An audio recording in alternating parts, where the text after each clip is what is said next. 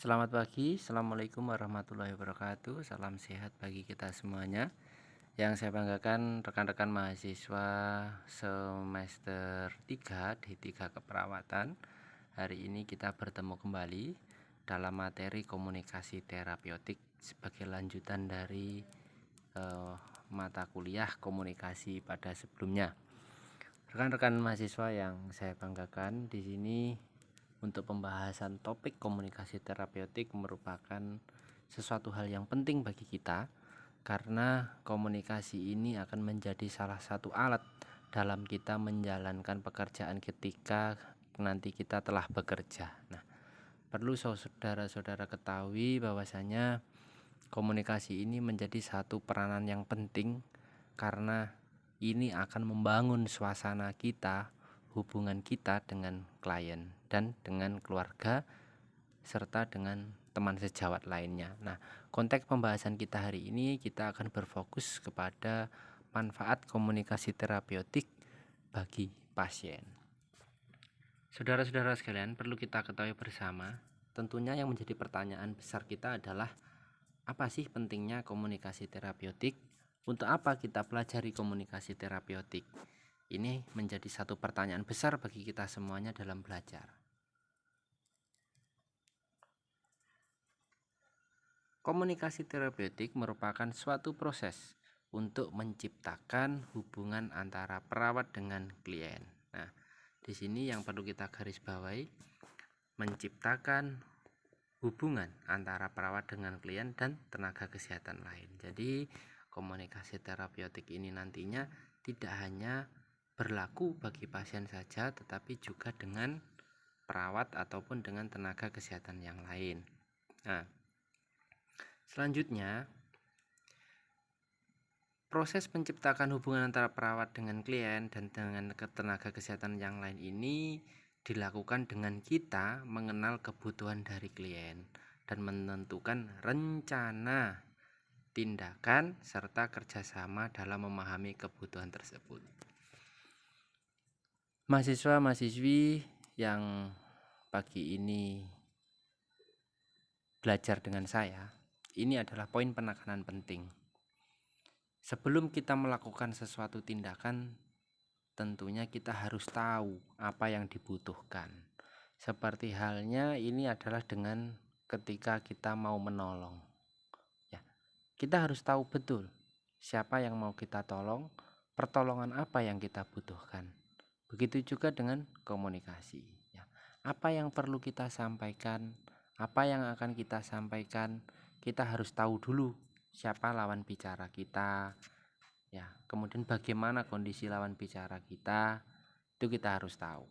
Kemudian konteks serta kerjasama dalam memahami kebutuhan tersebut. Nah, kerjasama di sini artinya adalah kerjasama kita dengan pasien, kerjasama kita dengan keluarga, kerjasama kita dengan tenaga kesehatan yang lain. Ketika nanti kita bekerja, kita pasti akan melakukan satu tindakan kolaboratif. Contoh, kita berkolaborasi dengan dokter dalam pemberian obat. Kita berkolaborasi dengan ahli gizi dalam pemenuhan kebutuhan nutrisi. Kita berkolaborasi dengan pasien agar nanti pasien kooperatif ketika kita melakukan tindakan. Kita kolaborasi dengan keluarga pasien agar nanti keluarga pasien juga mendapatkan informasi yang jelas tentang tindakan apa yang akan kita berikan. Selanjutnya adalah komunikasi yang direncanakan secara sadar, bertujuan, dan kegiatannya dipusatkan untuk kesembuhan klien. Nah, di sini adalah merupakan satu garis besar kedua. Komunikasi ini harus kita rencanakan. Ya, apa yang mau kita sampaikan, apa yang mau kita bahas ini harus kita rencanakan.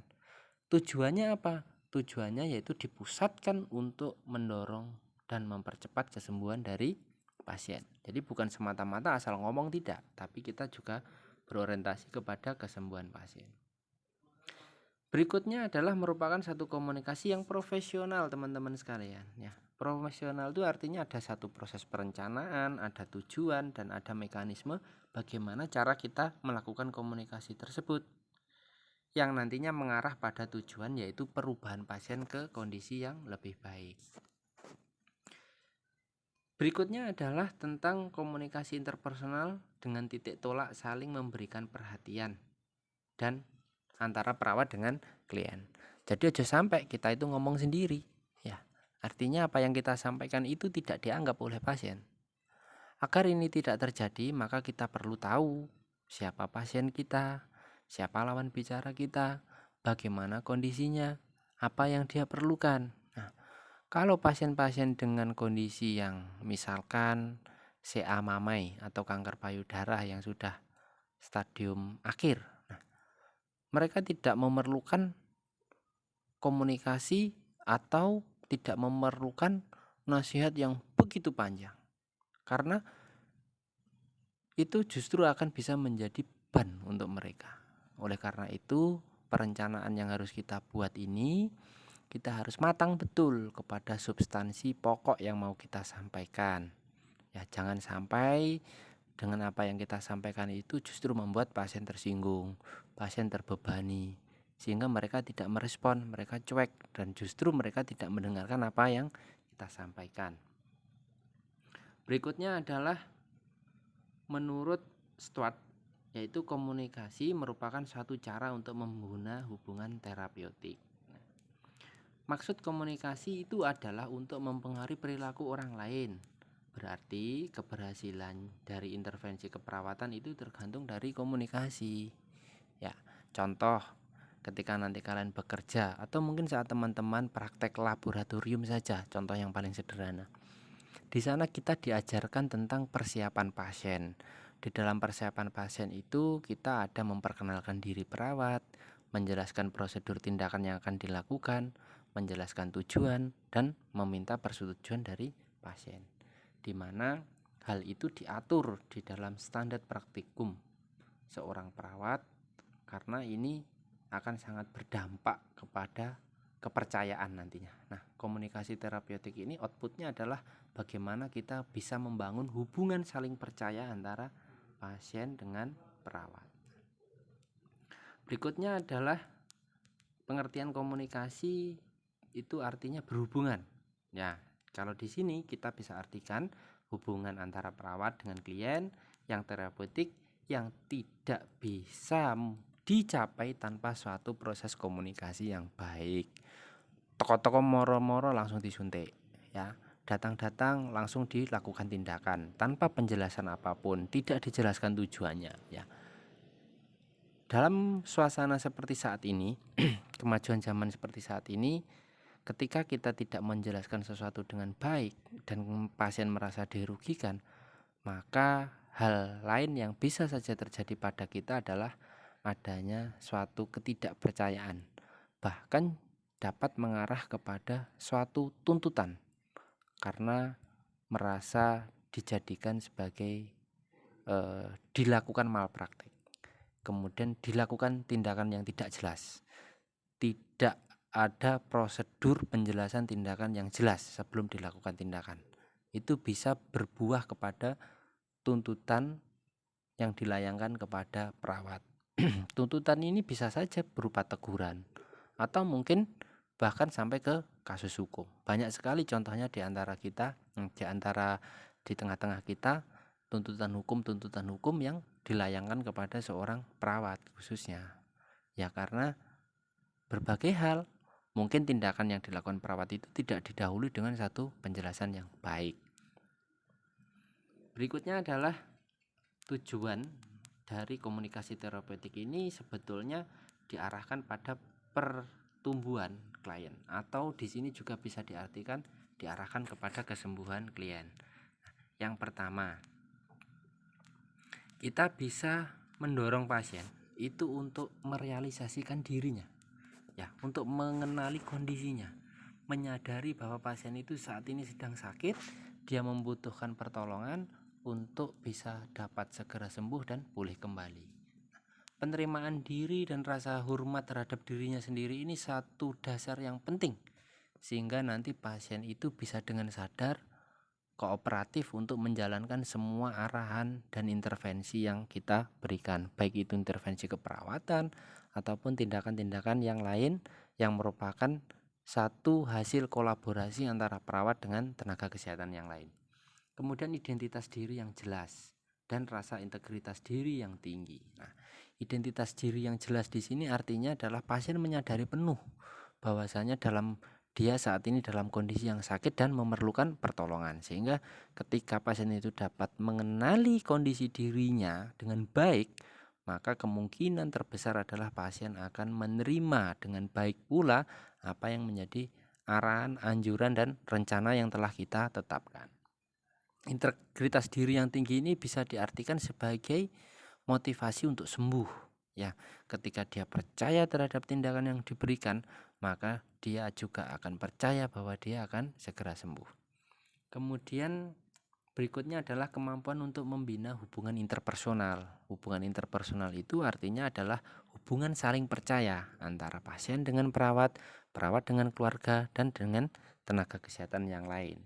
Percaya apa? Percaya bahwa semua tindakan yang dilakukan kepada pasien ini merupakan tindakan yang paling baik bagi pasien untuk mencapai derajat kesehatan yang lebih tinggi.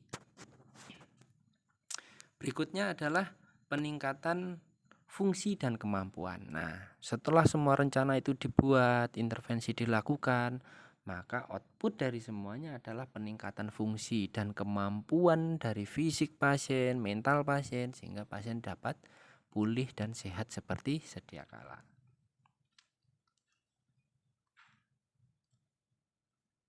Berikutnya adalah tentang fungsi komunikasi terapeutik, saudara-saudara sekalian. Fungsi komunikasi terapeutik ini yang pertama adalah untuk mendorong dan menganjurkan kerjasama antara perawat dengan klien. Nah, ini yang bisa saya sampaikan adalah membina hubungan saling percaya yang tadi saya sampaikan. Kemudian dari seorang perawat, kita akan berusaha mengungkapkan perasaan, mengidentifikasi dan mengkaji masalah, serta mengevaluasi tindakan yang dilakukan dalam keperawatan. Atau proses kedua ini yang biasa kita sebut dengan proses keperawatan. Diawali dengan pengkajian, perencanaan, kemudian intervensi, implementasi, sampai dengan evaluasi. Berikutnya, tujuan terapeutik akan dicapai itu bila perawat ini memiliki beberapa karakteristik. Karakteristik perawat ini menjadi penentu keberhasilan dari komunikasi yang kita bangun dengan pasien.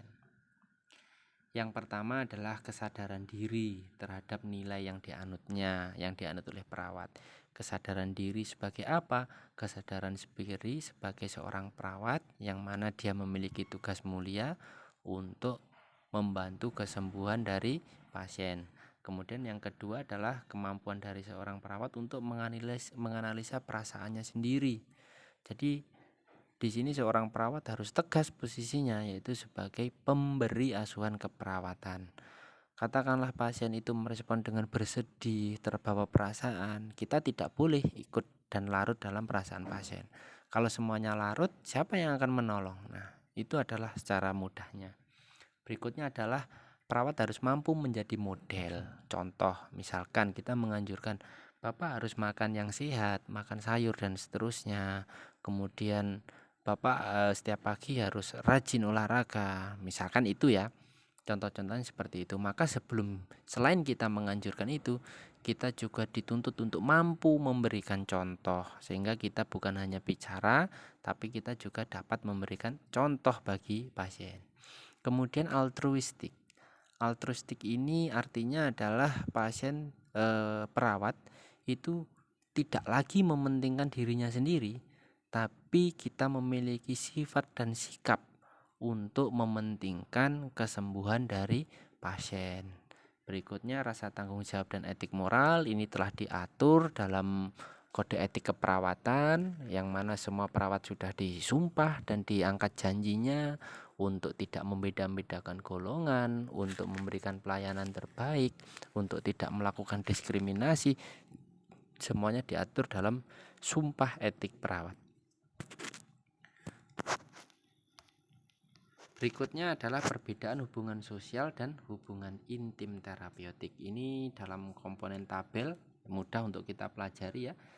Komponen hubungan itu saling membuka diri. Hubungan sosial ya variasi, seperti halnya kita berhubungan dengan teman kita. Kemudian hubungan intim terapeutik, seorang klien dapat membuka diri, seorang perawat juga dapat membuka diri untuk menolong.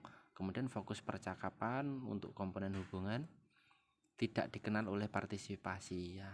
Jadi pada tataran hubungan sosial itu kita tidak mengenal partisipasi. Artinya di sini ya kita hanya sebatas komunikasi biasa.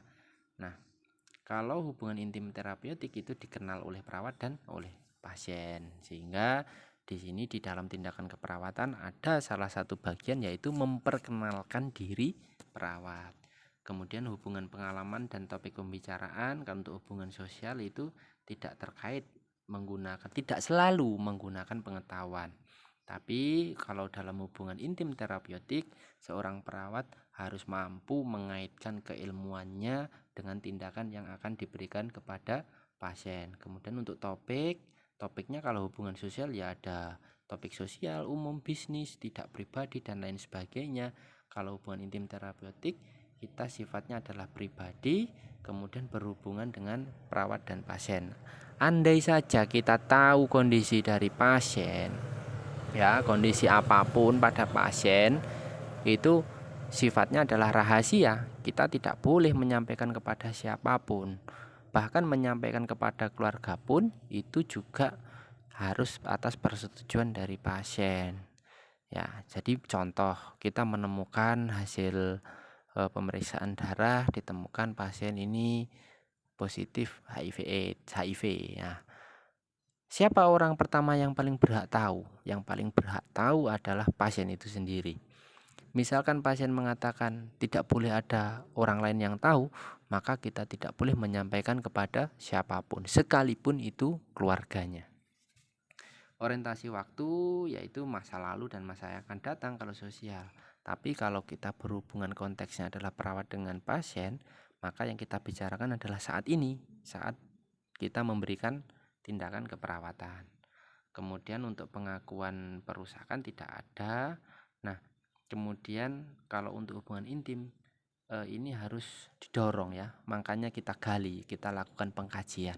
Karena kita perlu tahu apa yang menjadi penyebab pasien sakit, apa yang menjadi penyebab pasien hingga sampai di rumah sakit. Itu kita harus tahu. Karena kronologi itu menjadi bagian terpenting bagi kita saat kita melakukan anamnese. Kemudian pengakuan terhadap harkat individu dalam tataran sosial itu tidak diakui, tapi kalau di dalam hubungan intim terapeutik perawat dan pasien itu sangat diakui. Satu sebagai orang yang sakit, satu sebagai pemberi asuhan keperawatan.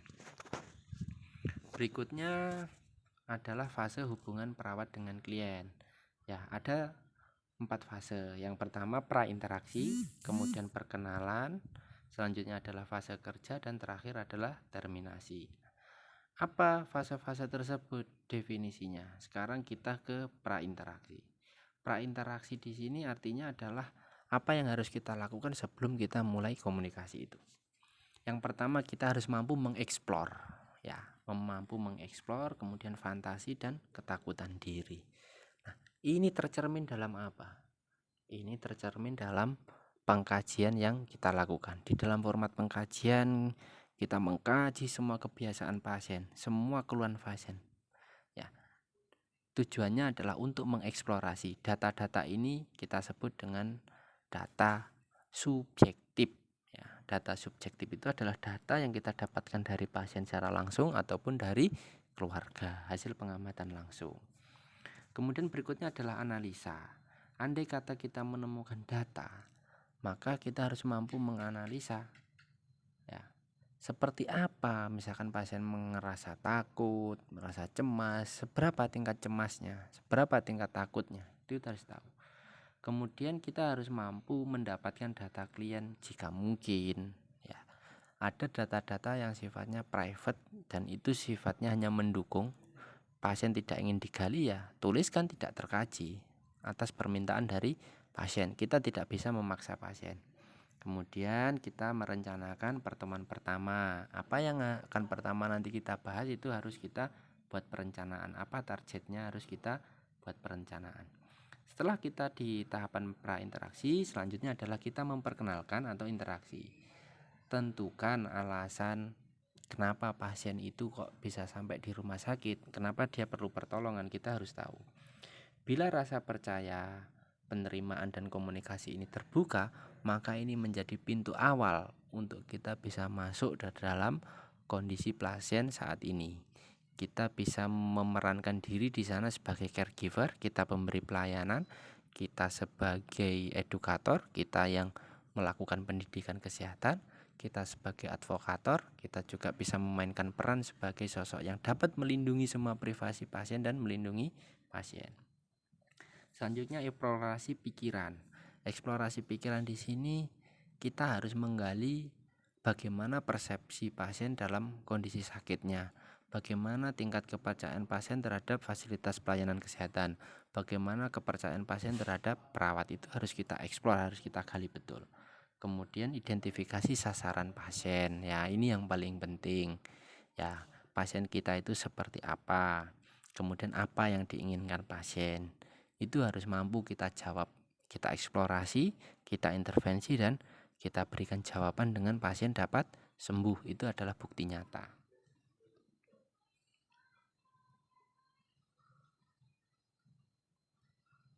Selanjutnya adalah fase kerja. Fase kerja di sini saya membagi menjadi beberapa bagian. Yang pertama yaitu eksplorasi stresor. Setelah tadi kita mampu mengenali pasien, saat ini cemas. Apa yang menyebabkan cemas? Kita cari. Nah, kalau pasien itu cemas karena dia itu adalah tulang punggung keluarga, maka kita harus yakinkan bahwasanya pasien ini harus sembuh, segera sembuh agar nanti bisa dapat kembali bekerja dan kembali ke tengah-tengah keluarga serta menjalankan fungsi dan perannya seperti sedia kala. Kemudian berikutnya adalah kita harus mampu mendorong perkembangan kesadaran klien dan pemakaian mekanisme coping, ya. Kita membantu pasien untuk segera menyadari kondisi sakitnya. Kita harus mampu mendorong pasien untuk menumbuhkan motivasi untuk sembuhnya. Kemudian atasi penolakan perilaku adaptif. Jadi apabila pasien menolak karena suatu alasan yang dikarenakan cemas atau kurangnya informasi, maka kita harus mampu memberikan informasi yang baik dan benar kepada pasien. Setelah kita melakukan semua tindakan tersebut, tahap terakhir adalah terminasi. Tahap ini adalah tahap perpisahan kita dengan pasien. Yang pasti tahap perpisahan ini kita harus mampu memberikan kesan yang baik, teman-teman sekalian, ya. Kemudian kita harus mampu menciptakan realitas perpisahan bahwasanya tindakan ini sudah selesai, pasien sudah sembuh dan saatnya berpisah. Oke, setelah pada fase itulah artinya hubungan Anda dan pasien dalam konteks perawat dan pasien ini sudah selesai. Kemudian berikutnya bicarakan proses terapi dan pencapaian tujuan, terapi lanjutan dan terapi yang harus dilakukan agar nanti kondisinya dapat menjadi lebih baik.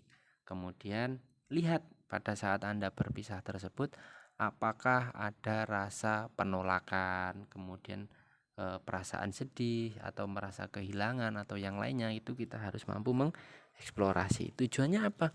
Agar kita dapat mencegah terjadinya kembalinya perasaan cemas tersebut seperti awal lagi. Di dalam tahapan berduka, teman-teman sekalian, semua orang sakit pasti akan mengalami tahapan berduka, mulai dari denial, rasa tidak percaya, kemudian angry, ya. Kemudian bergaining antara dia itu percaya sedang sakit atau tidak, sampai dengan ke fase accept dan penerimaan yang baik. Jadi dia menyadari dirinya secara penuh bahwa dia sedang sakit dan dia ke rumah sakit itu untuk mencari kesembuhan. Itu harus kita lakukan dengan baik. Baik, kemudian kita melihat respon, ya. Respon klien terhadap setiap fase itu yang perlu kita cermati adalah sebagai berikut. Nah, pada fase orientasi yang tadi kita lakukan, tolak ukur kita adalah apakah pasien ini bersedia melakukan hubungan yang baik, kerjasama yang baik. Kemudian menguji perawat di sini artinya adalah apakah pada saat kita pertama kali bertemu, saat kita melakukan tindakan itu, tampak rasa percaya atau tidak. Nah, kalau pasien itu masih merasa ragu-ragu dengan kita, maka pasti ada sesuatu yang salah dalam kita berkomunikasi. Kemudian lupa nama perawat dan waktu pertemuan. Teman-teman sekalian, lupa nama ini mungkin hal yang sederhana, tapi ini sebetulnya dapat menjadi tolak ukur. Karena apa?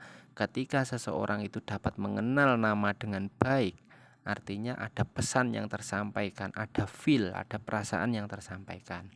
Tidak beda dengan kalian. Ketika kalian itu mampu mengenal nama orang lain dengan baik, berarti ada sesuatu yang untuk kalian itu menjadi value, nilai yang baru dan menarik, sehingga kalian tertarik dengan itu.